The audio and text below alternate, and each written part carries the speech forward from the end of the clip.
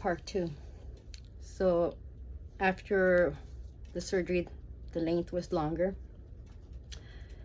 Going home, I was left with, they didn't change the dressing, send me home. So I was gonna change it, and my whole leg looked like it was like rotten. It was all purple, yellow pus and everything. I freaked out. Went to the emergency. What happened, I was allergic to the cement glue.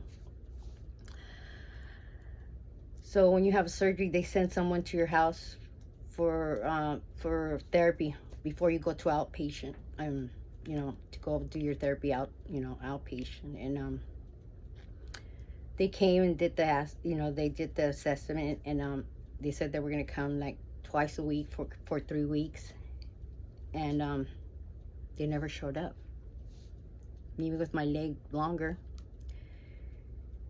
And thank God that I had the knowledge to know what to do, because of the other surgery. And so I had a shoe left handmade, and it wasn't the proper one. I had to wear it like for 3 years, not by choice. And the reason I moved out here to the valley is because when I had the surgery, I had reported it in, and the doctor didn't want to attend me no more, and no doctor wanted to see me. They told me go back to the one that performed the surgery. After that, so I was unattended for 3 years. I went from doctor to doctor to finally someone accepted me. And I was counting to have the other legs done so they could lift me up and even me out. But it's a big risk for me because of the prosthesis that I have. They have to drill it out from the femur. So I was so mad and angry and upset that I got to the point that I had to surrender and let it go because it was eating me up from the inside. And once I did, I was okay. It is what it is, right? And I've been dealing with it. And you tell me if I'm not a miracle walking. This is just one of my testimonies. I have so many. There's one time I was so close of dying from another operation that I had.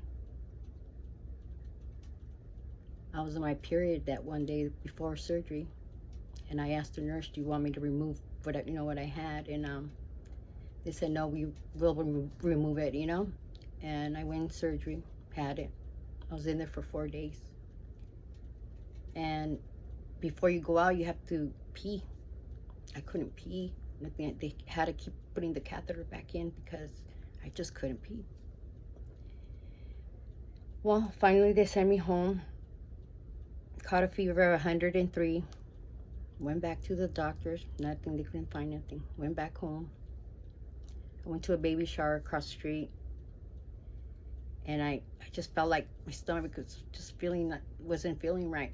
So I went to the restroom, and when you get out of the hospital, you're like constipated from all the medication. And when I used the restroom from pushing so hard, you're not gonna believe what was in there. My tampon. I had it in there for 10 days. They left it in there.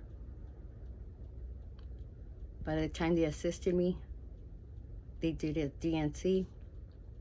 My doctor tells me, the famous Carla Bianchi, you are a very lucky young lady. This could have killed you. And it could have. From the grace of God, I didn't. Nothing happened. I was just treated. And so many of them, So you tell me if I'm not a miracle walking because of a God. He saved me from so many things. He's been with me when I ask him for something. He answers me.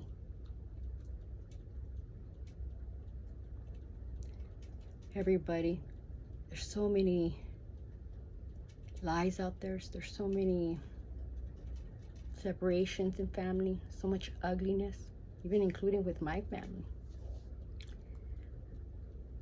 Can't you see that the enemy is trying to destroy us?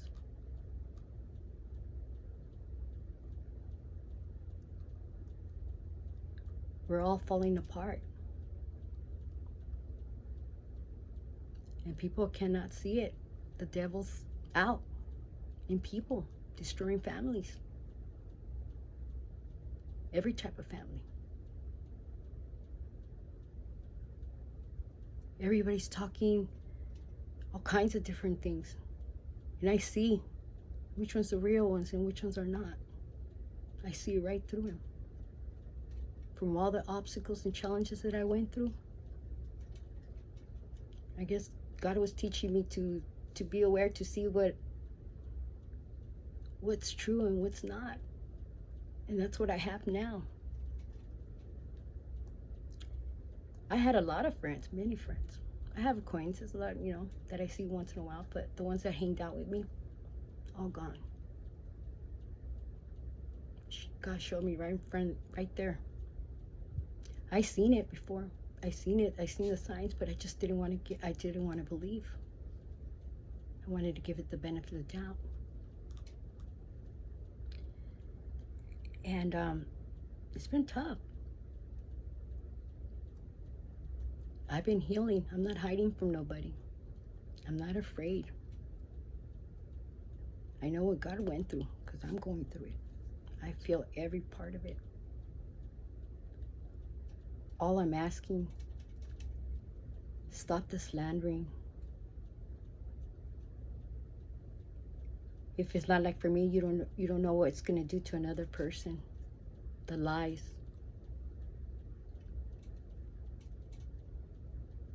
I just wanted to share this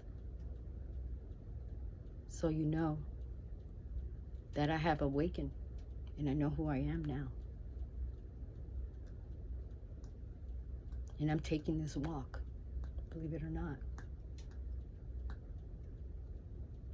I just see how we're all falling apart, and it breaks my heart. God bless you all.